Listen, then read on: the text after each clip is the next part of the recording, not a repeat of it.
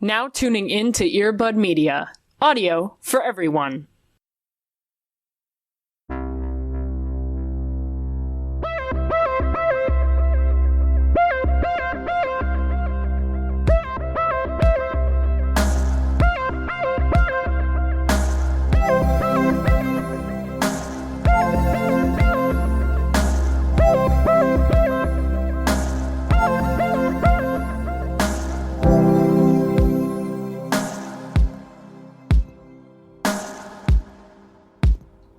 Get your water. Take a little drink. I got an is today. Whoa. So is that how you say it? Oh no, I think it's Izzy. I just okay. God, I think I just lost my mind. Yeah, the Z and the E at the end are silent. It's like that Community Channel video where someone tells her it's pronounced pistachio and she fucking has a meltdown. I would hate that. I would hate living in that world. Yeah. Oh no, gosh, I don't know why I feel the need to abbreviate a 4-letter word into that's a fine. 2-letter. Go for it. You cut out a syllable. It's fine. Yeah. Anyway, not sponsored by Izzy, this podcast. No, but I wish it was. Yeah. We're open to the idea. Listen, we can be bought, so anytime you want. Today, oh my god, could you hear Chris's sneeze? Jesus Christ. Very powerful. What the fuck is up? The audio wave might have cut it. It did. What the fuck is up with dudes sneezing so loud? What is that? What's up with your sinuses? Hey, welcome to my 5-minute set. Oh god, okay, so this might be a thing where I just have too good of a schnoz for anything. But have you ever been able to smell someone sneeze before? No, listen, hear me out. Is that your fucking X-Men super power? I hate it. If it is, I hate it. It's beautiful. All bodies are beautiful. We're all been just given gifts, and we should live judge-free or whatever. But, like, what am I supposed to be? I'm not a disease-smelling dog. Like, I don't... But I swear to God, I can smell Chris's sneezes, and I told him that before. He's like, "That's not good." Allie, what does it smell like?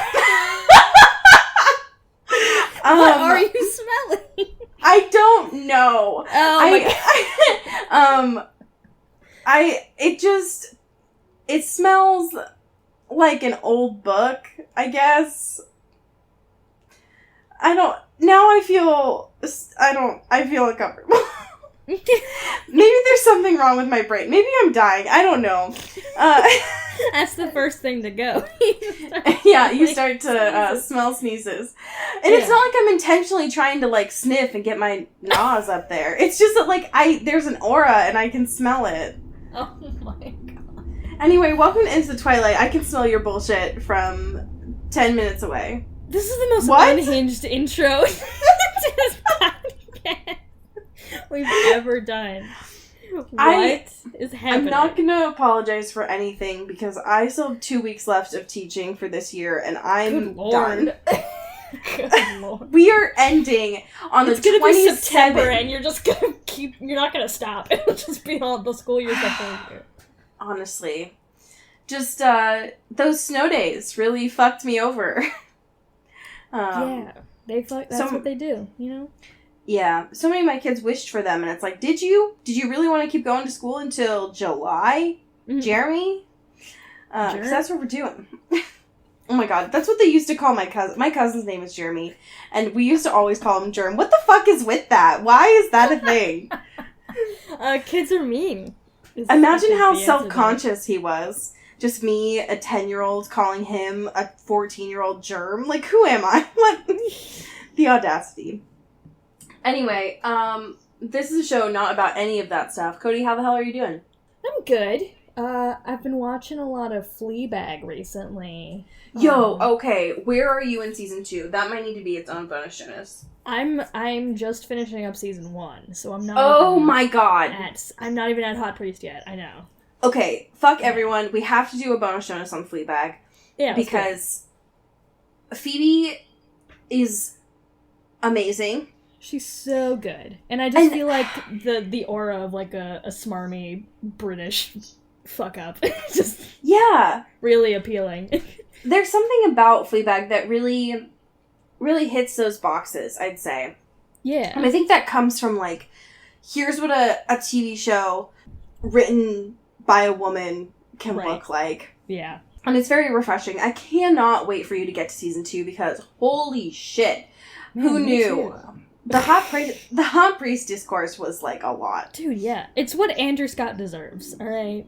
We've all been thirsting true. after him for years in the worst parts of the internet. So really, it's about time. If you didn't have a crush on Moriarty 7 years ago, you were lying to yourself. Yeah. Grow And up. it's okay to have a... Hey, fuck you, child. Grow up. Have a crush on Hot Priest. It'll really fuck up your psyche. You'll really have to do some deep dives on entrenched religion. Yeah. That's good, though. I'm glad. How are you, my friend? I'm so tired. Yeah. I feel like these last couple weeks I've just been on the edge. If you... Hey, Future Cody, can you just add in the... Can you really just, like, emphasize that for me? I literally was like, man, I wish I had a Punch Up the Jam, like, soundboard where I could just do, I'm on the air. Honestly, you doing it is so much better. Okay. We probably won't get sued that way. So if you can just, like, rip that audio and just, like, underscore it, that would be great. What if we just started adding harmonies, too? Every track now just has, like, a fun little pitch up. Oh and my so god. it's just a beautiful little harmony. The whole show's in harmony. That would be great. I think it's pretty indicative of how, like, unraveled this is, that my psyche is just, like, over it. But alas, I have to keep showing up and telling other people what to do, which is an interesting experience. But yes, I'm here to talk about some shit. Most notably, I'd like to bring to the space a conversation that happened in my homeroom today. Ooh. Between a couple 7th grade boys. And here's how this went down. I was minding my own business in my own classroom, writing on the whiteboard, as one does before class starts, and 2 students that I didn't know were friends. One of them asked the other, what would you do if ketchup was gone? Like, forever gone. He was like, obliterated from the earth. And so the other guy was like, in a very matter-of-fact tone, like, well, obviously. He was like, well, I would just go to space and make some. Yeah, you know? So that's the experience that I had to deal with today of trying to keep a straight face and not cough spit onto my whiteboard from laughing so hard. That kid's a fucking visionary. That kid is thinking about things in a new way that we are not at yet. Our brains can't do that yet. I want to know how tomatoes exist in space. I want to know where is this new planet we're moving tomatoes to? grow on Mars. Come on. Honestly, that explains the color to me, so I get it. That I understand. That kid was on some shit. Either Red Bull or just, like, hormones. Or both, honestly. But that's the jokes that I've got for you today. No, those are just some good bits. Thank you so much. Of course. We have good bits in the forms of current events that we should probably talk about. Yeah. Yeah. This first one that I've brought to the space today is from Cinema Blend. Ooh. And it has a very haunting photo of Arpath at the beginning of it. I would even go so far as to say cursed. I never want anyone to look at me like that.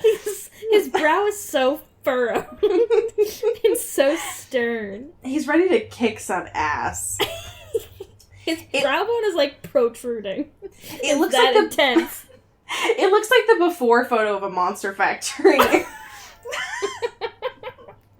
Like something they're really about to do some damage to. Yeah. Oh, you could fuck this boy up so quickly. For real. So this Cinema Blend piece was posted on June 12th. And it says, see what Robert Pattinson and Vanessa Hudgens could look like as DC's Bruce Wayne and Selena Kyle. Here's the thing that really fucks me up.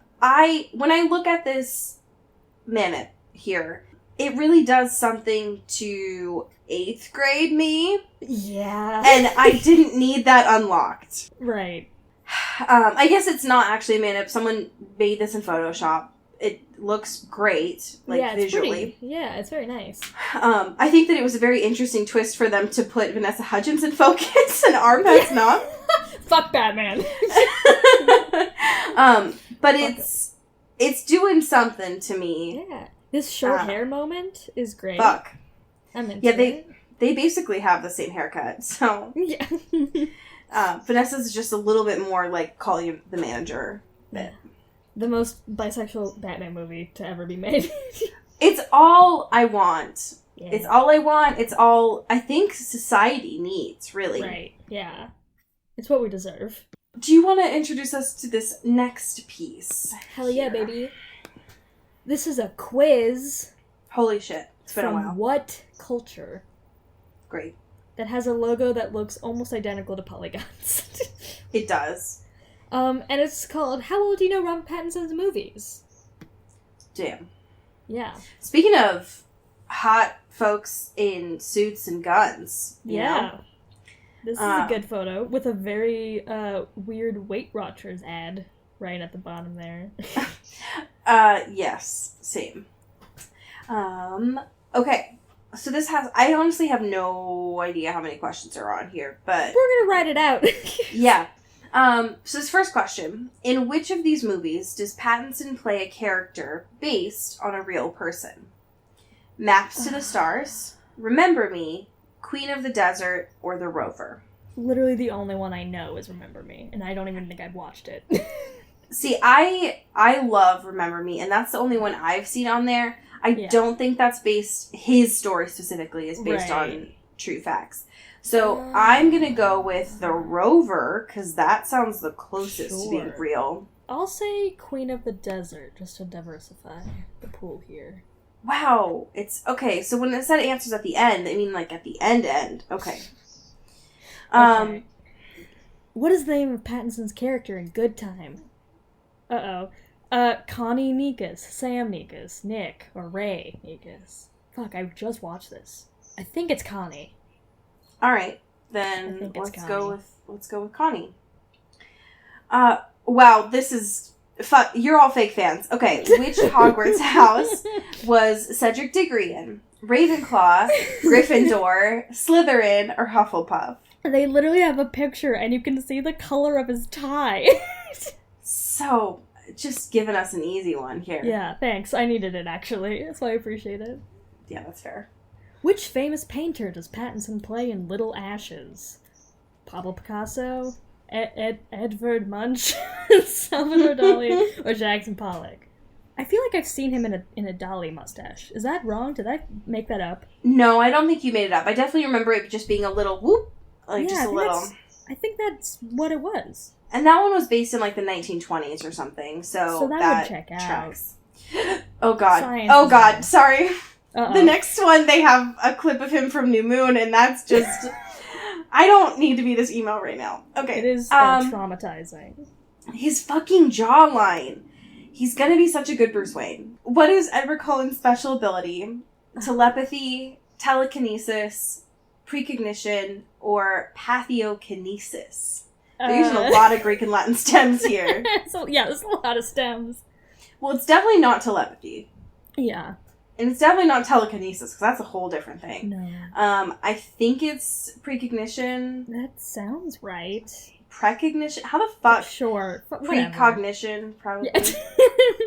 That has to be it. Oh my god, another one from New Moon. Bye! Ma'am, settle down, please. God, How many Razzie Award nominations does Robert Pattinson have? 3, 6, 7, or 2? It's gotta be 7, right? He's gotta have so many. He's gotta have one for every Twilight movie, right? Right? Yeah. I'm gonna go with 7. I think 7's a good answer. In The Rover, Pattinson stars alongside which Australian actor? Joel Egerton, Hugh Jackman, Guy Pearce, or Chris Hemsworth? He was not in a movie with Chris Hemsworth, was he? I don't think so. I don't think so either. For some reason, Guy Pearce seems right to me, for no reason other than I just feel like it. Sure. I'm gonna go with Joel. Okay.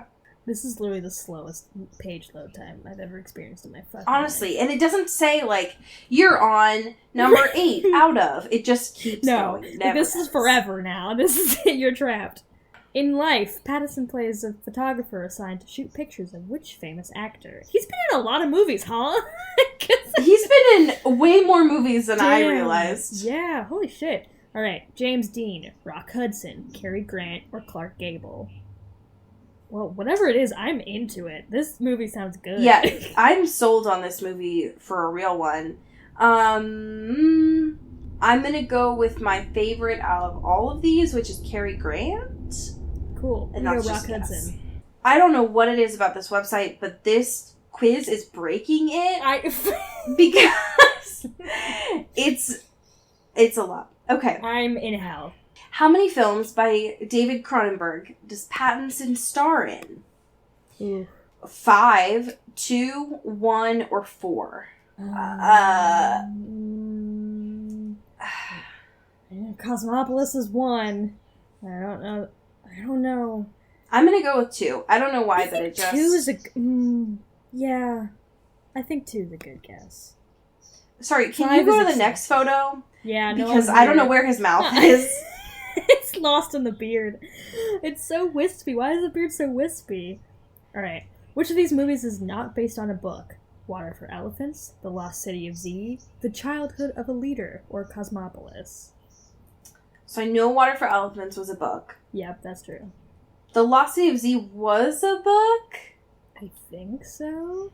I feel like for some reason Cosmopolis seems right, but also, I don't know. Was it an adaptation? It might have been. But... Okay. So apparently there are 10 questions. Okay. I got 50%. Okay. I picked Childhood of a Leader. I'm gonna see how I did. I got 60! Damn. Does it not say which ones? Oh, okay. Okay, so it does was sound Queen cool. of the Desert. That was That makes the sense to me. real person. Precognition was wrong, I guess. He's not... I guess it was not- telepathy. That's a whole different thing. Okay, Six so you had Razzies, 6 that makes Razzies. sense. That makes sense. Oh, you're right with Guy Pearce, though. Holy shit. Wow. Of course James he Dean had was a the photograph. obvious one. Yeah, Yeah. we were just with our Hollywood boys. And you did get Childhood of a Leader right. Interesting. Okay. Hell yeah. Alright. I Well, love how just about them taking apples? risks. Wow. Alright, I Um, guess we need to watch more Arpad's films. Yeah, here. I realize that he's done so much and I know so little, and Yeah. arguably the worst parts compared to him, so... Sure. Okay, we have a question. Woo. We have a couple of questions. I'm a little intrigued by this and I want to get your interpretation of this. So we got some questions on Twitter. We can't tell you who it is because they didn't pay for it. But the tweet goes a little bit like this. Divorced parents, named Isabella, Bella versus Peach, who's the badder bitch? Fight. I love this. So here's what I am assuming from this, that like both are in the ring. Who's your fighter? Right, yeah. Okay. This does a lot. I for do like me. how the question does make it seem like it's just asking if we have divorced parents. I was like, yes. It's like, Also- yeah. Okay. Let's pro-con this. Benefits. What are the Bella strengths? Oh, God. And also, are we doing pre-vampire or post-vampire? Oh, God. We need more specifics, people, with these questions. God. I think to even the playing field, they have to both be human. Okay. Bella is down to clown. Yes. Ready to sacrifice herself at any cost necessary. Yes. So unbelievably horny. Has supernatural connections. Yes. Is very resourceful and can get herself out of bad situations without Yeah. really freaking out. I mean, she's a Virgo. She knows how to Right. think. She can figure it out, you know? Yeah, for She'll sure. get it together. Weaknesses are The Cannot clumsiest person alive. she is a weeble wobble. So Cannot stand on 2 feet without falling to the ground. does not understand the concept of volleyball. Yes, Every athletic activity is a mystery. Is horny for golden onions. Is that a con? Is that a thing? I don't know. I was just kind of naming things there. Dad's a cop. That's something. Negative points, Belle. Has a gas guzzling truck. No, this is just nothing. That has nothing to do with her abilities in the ring, Allie. That's true. Unless she brought the thing into the ring. Also, I guess another maybe negative is she brings a lot of negative stuff to her. Well, yes, baggage. But, like, she attracts a lot of, like, I don't know, dangerous people. Same. So I think she's kind of just, like, repellent for violence and all that stuff. Right. Okay, Peach. Benefits. Yes. Will cut a bitch. Yeah, like, in a second. So all of her ties are for power and not for love. Yes. So she can cut them. She's very, like, Victoria, right. I would say. She threw a divorce party for her parents. Said a plus, definitely not a con. I need to know more. Also has connections. This is true. But less supernatural and more just, like, terrifying brown people. What? No, people from Brown. Jesus, I'm not God. Alright. What else? Is having that extensive collection of Wizard of Oz books anything? I think if anything, it's a con. That's true. They were very easy to steal, apparently, so. Yeah, con, she is very easy to steal from. Now, here's what I'll say.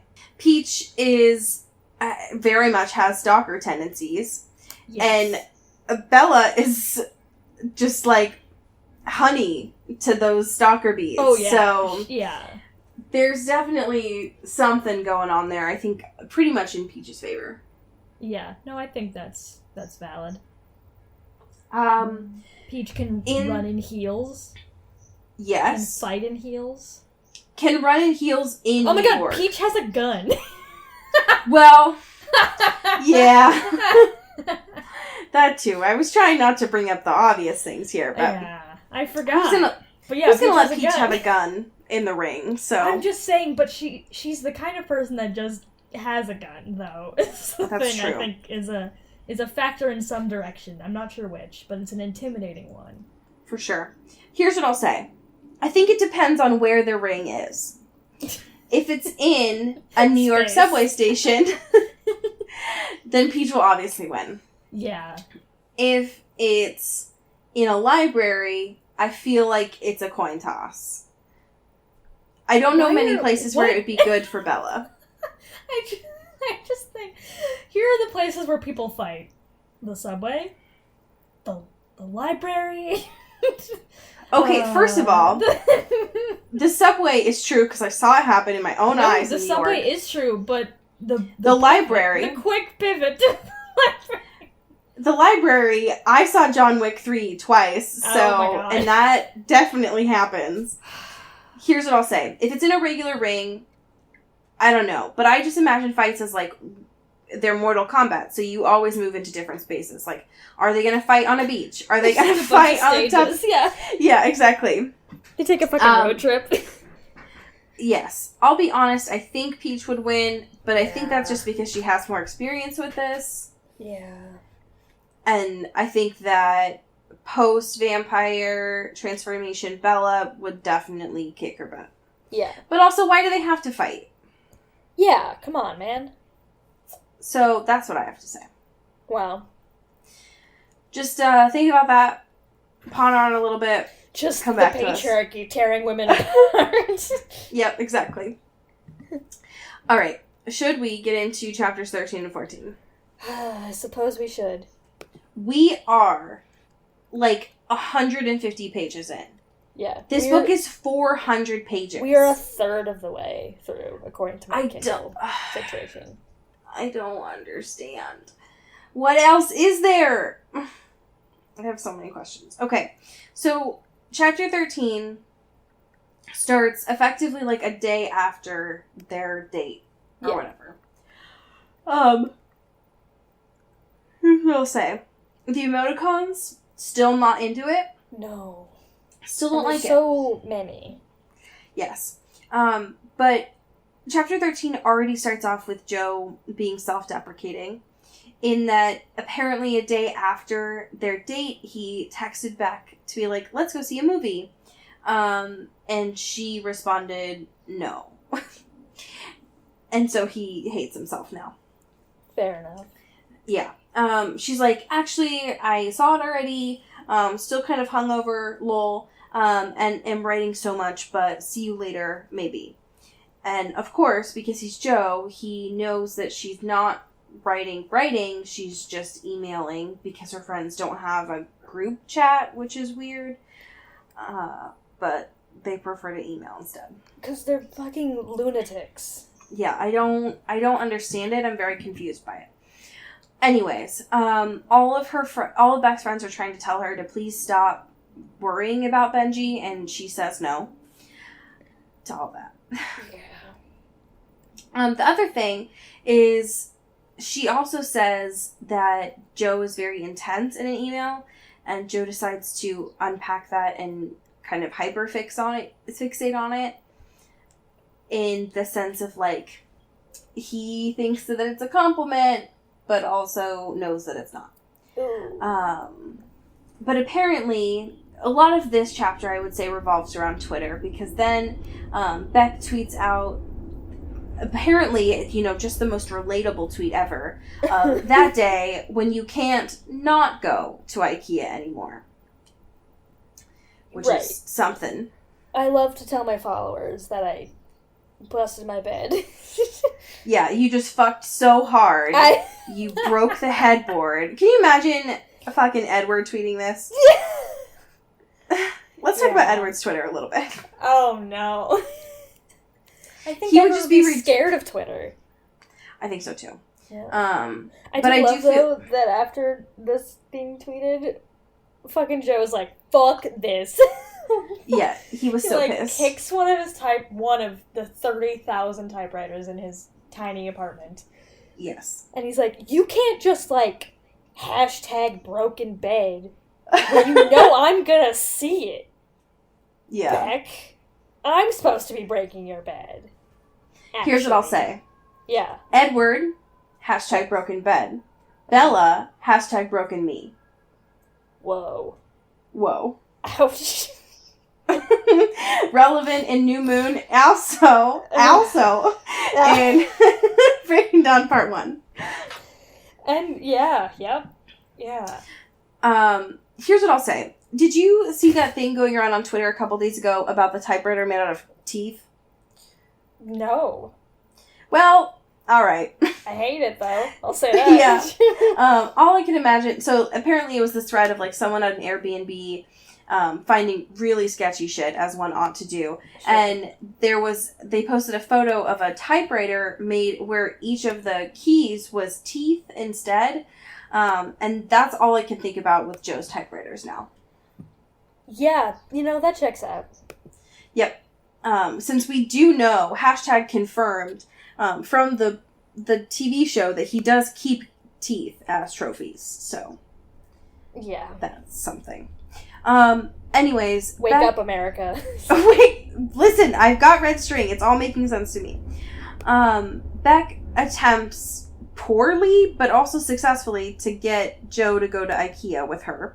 Here's what I am confused about, and I guess I just need a little bit more New York context. Is there really a ferry that goes only to IKEA? I think it's... what the fuck? Right, I think IKEA's on... It might be on Staten Island? And that's, I think, the ferry fucking goes figure there. This out. Yeah, because IKEA... There's no IKEA in the city proper. Because there's no space for an IKEA. That's why there's no Walmart there either. There's not, those big box, stores. Yeah, that's wild. So, yeah. I think it's on Staten Island or Queens or something, so you take a ferry to get there. Okay, so I'm looking at this. this right now. Mm-hmm. It's in Brooklyn. Okay. But in the Carroll Gardens neighborhood. Okay. Which is on, not Brooklyn Heights north part, but near, like, Governor's Island. Okay, yeah, so Governor's Island. Yeah, okay. Got it. So I guess you could take a ferry there. Take a little boat. Just take a boat to a box store, you know? Yeah, just casually. Damn, now I'm just, like, in a time loop of this New York City Google Map situation. There's a Costco. Okay, all right. I'll deal with this later. Save that for my own time. So again, they take a boat to a store, which is weird for me. I don't understand that. But whatever. Anyways, Joe's all like, yes, I know it's not in the nighttime, but this is still a date. We'll be great. Oh, fuck you at this IKEA, Beck.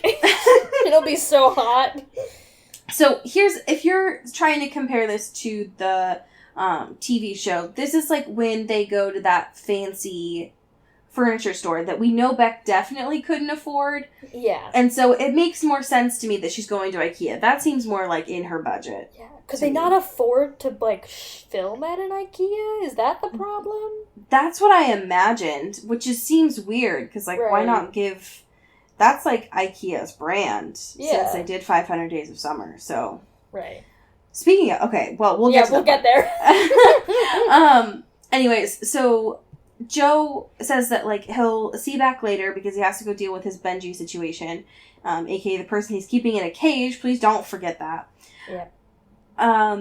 And he decides to, I think this is the part where he gives Benji those, like, treats and stuff, and starts asking him about some, like, music person that he liked. I think it was it, like, Lou Reed, I think is who it was. Sure, yeah.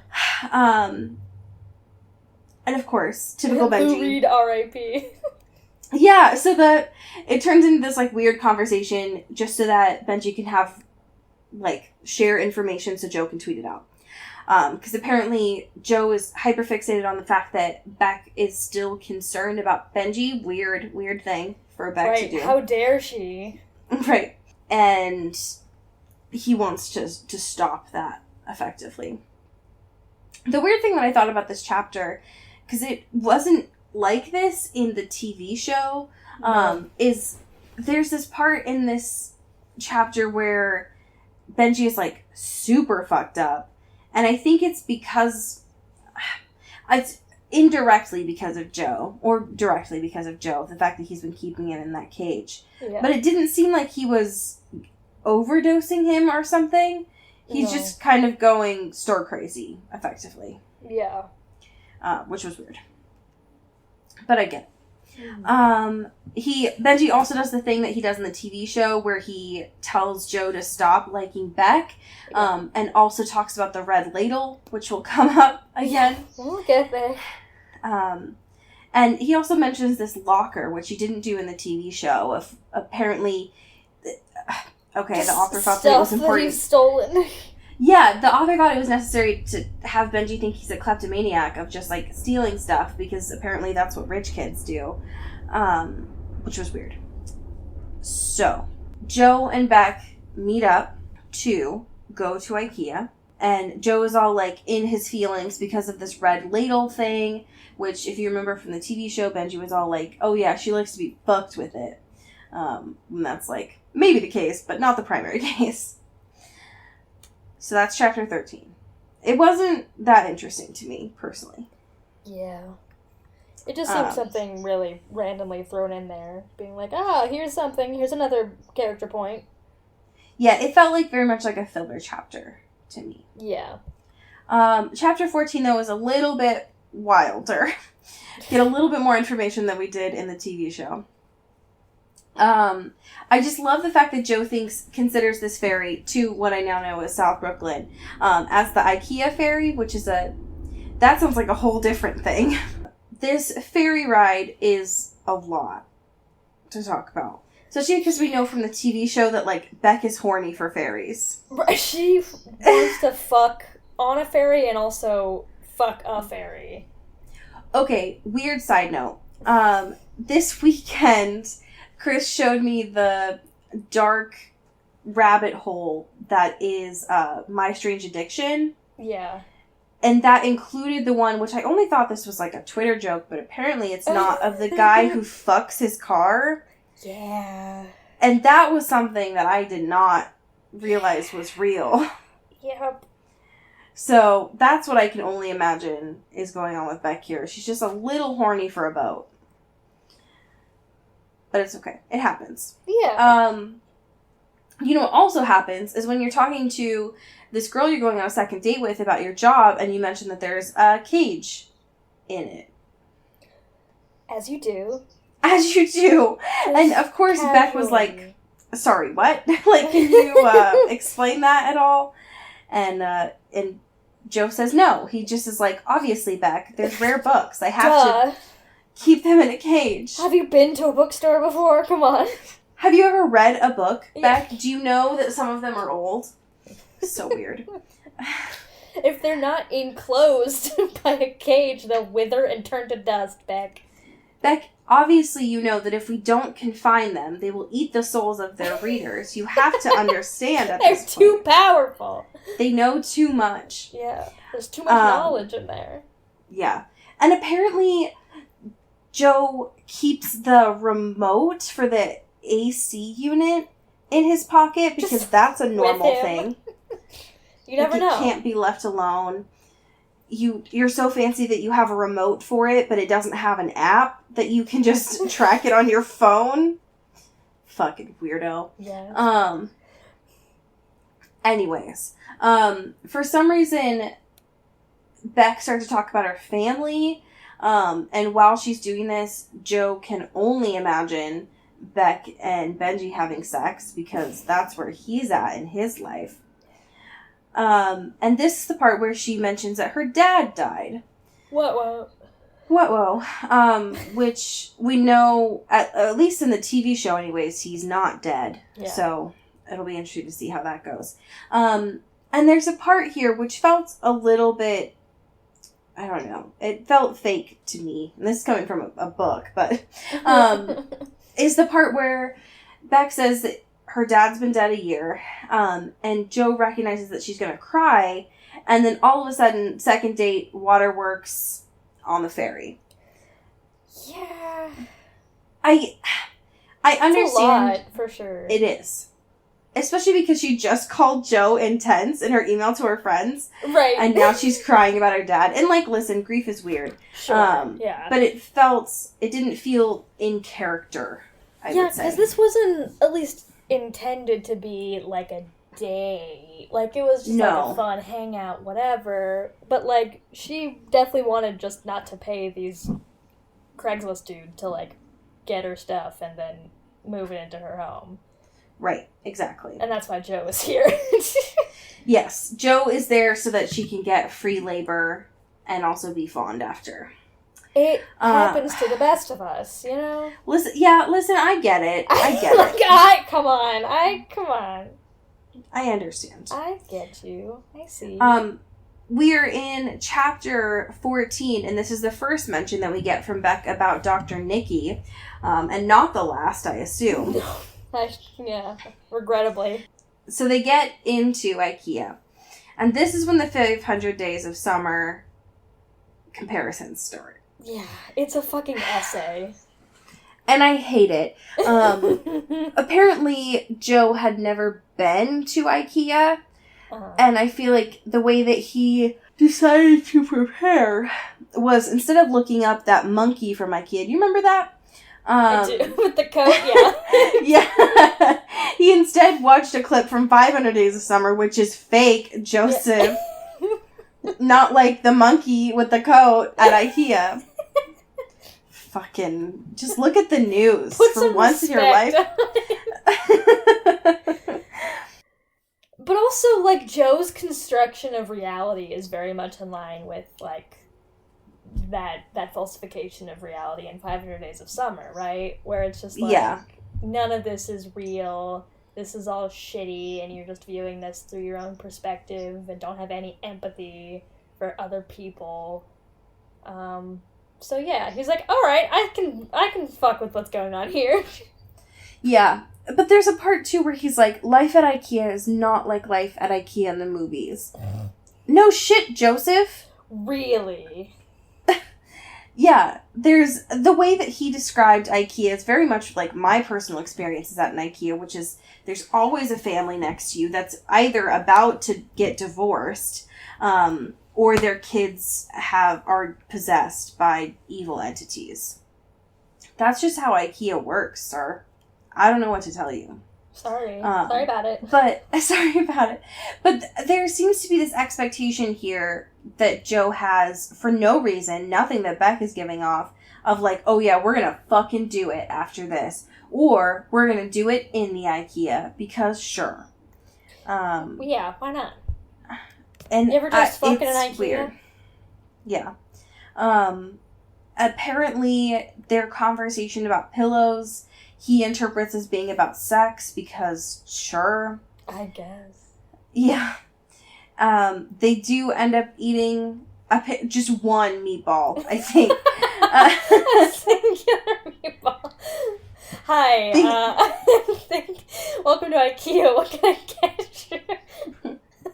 I've heard good things about your meatballs. Yeah, no, they're very famous, and they're great. They're Swedish, because it's IKEA. How many do you want? Like a plate of them? Do you want like a bowl of them? What do you want? Yeah, can I just get one? I would like an meatball, please. just the singular meatball.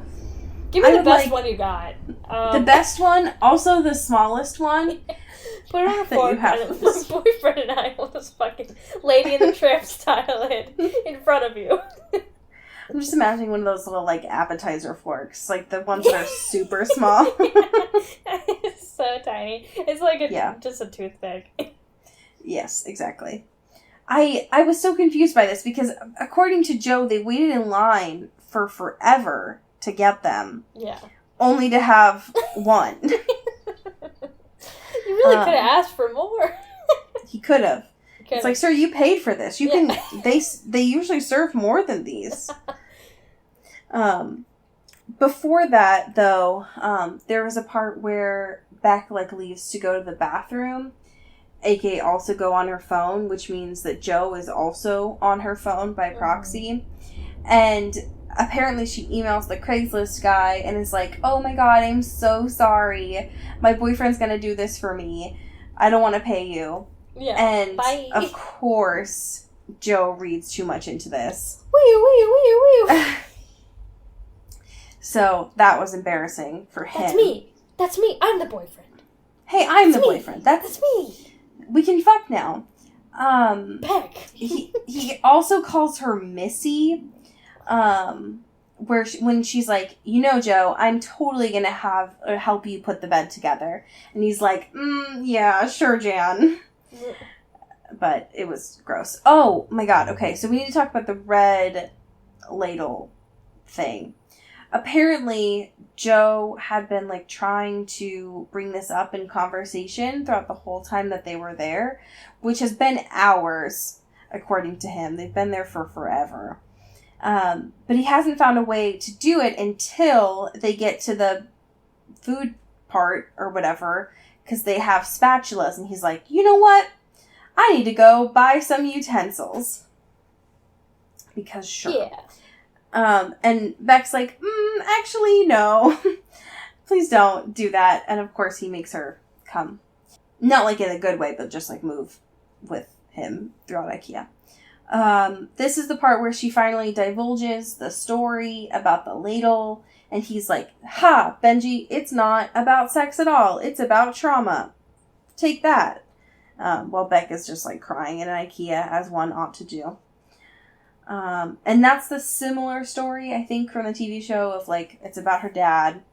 And then there's a part at the end, which I thought was super gross, because they kind of talked about this in the TV show, but seeing it like this is worse, where Joe says, your father had a red ladle, and now I have a red ladle, and I will make you the pancakes you want so badly, the pancakes you haven't tasted since he died. It's like, ooh, okay. Joe, you are gross, and also reading too much into the fact that she just wants you here to make this bed. But alas. And that's where it ends. We did it. It's all stopped. It just ends at the end with him saying that he's her boyfriend, And that's it. Yeah. Yeah. Ow! So, next week, chapters 15 and 16. We're getting there slowly but surely. We are chipping away at this thing. Yes. So, we have a couple of patrons. I love my French-Canadian heritage. Patron saints of this podcast. Yes, exactly. Should we do Arpad's movies? I guess. Since he has such a fucking catalog that I didn't realize. Let's do it. Let's just rip open the IMDb page real quick. Brother. Why is the B small? What? Why is the B small in IMDb? What is that? Oh, because it's database. International Movie Database. So the B is in its own word. Well, okay. I didn't know that. Yeah. How about them apples? Okay. Am I right? Why don't you kick us off here? Let's do it.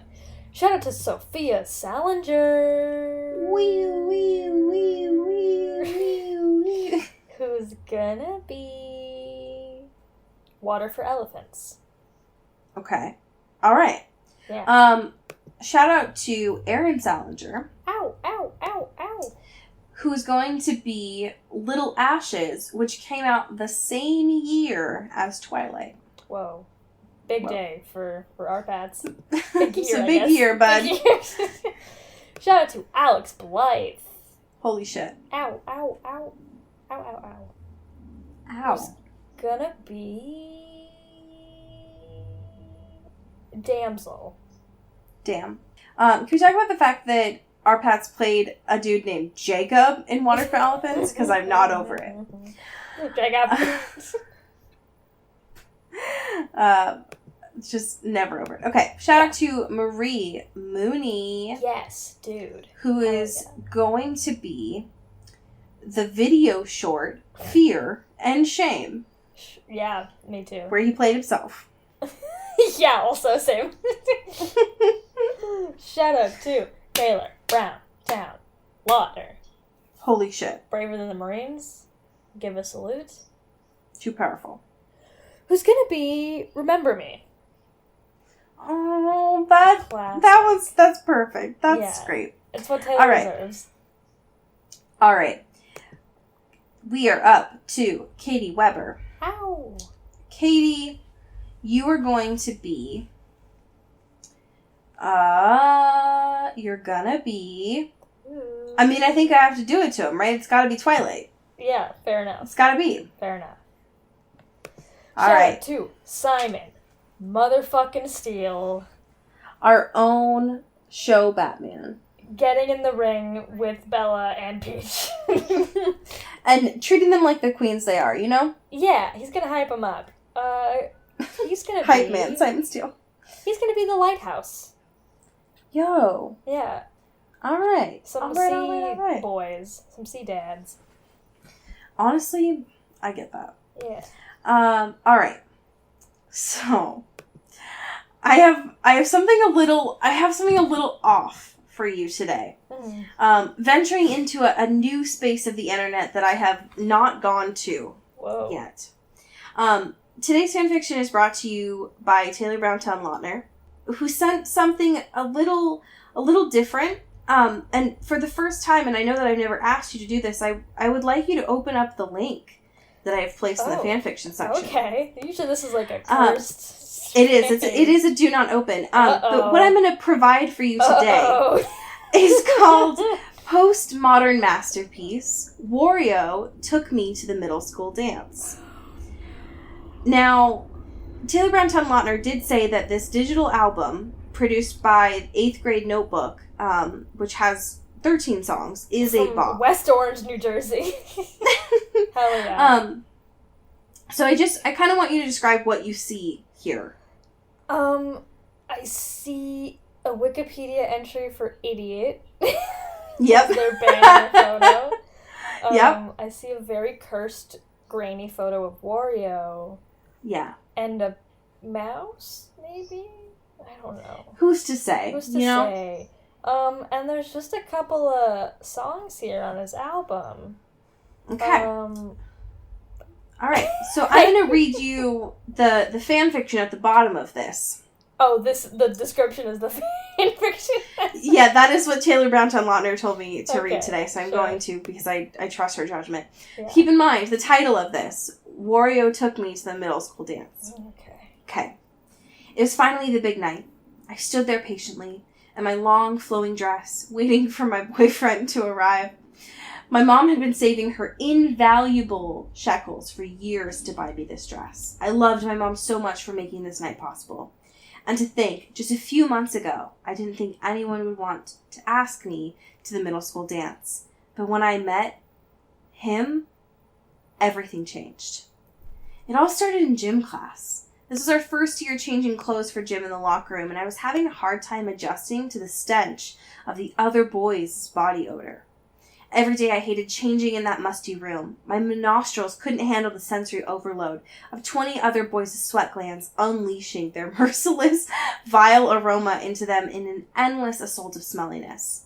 I would sometimes change in the bathroom stalls to distance myself from the horrible stench.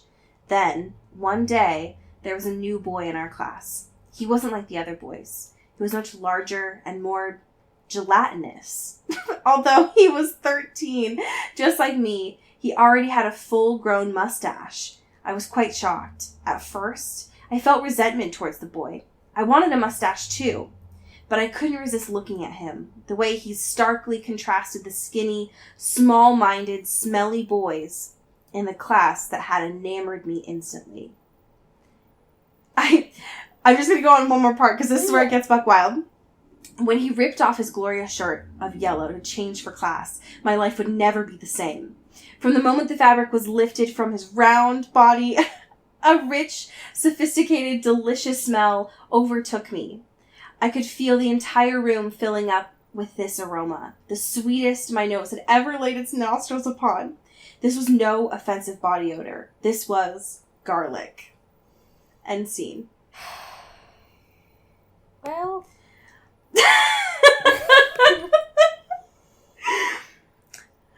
So, you're welcome. Yeah, sure. Yeah. Yeah. Sure. Yeah. Well, marinate on that garlic. Marinate in that garlic sauce, baby. Yep. And as we say in Seattle, get bit. And get garlicked. Woo! This is an Earbud Media production. You can find us on Twitter at Earbud Media and listen to the rest of our shows. You can find this show on Twitter at Into the Twilight, as well as intothetwilight.show. You can send us an email at intothetwilightshow@gmail.com. You can also become a sponsor of the show or buy some merch at intothetwilight.bigcartel.com. Our art is done by Maddie Padilla, who you can find at YourGhostHost44 on Instagram, and our music is done by Eli Krause, you can find at Eli Sauerkraus and KrauseFilms.com. The intro and outro is by KB Smith, who you can find at KB__Smith on Twitter. You can find Allie on Twitter at Into Wild Places, and you can find me at Dyke Discourse. You've been listening to Earbud Media Production. Earbud Media. Audio for everyone.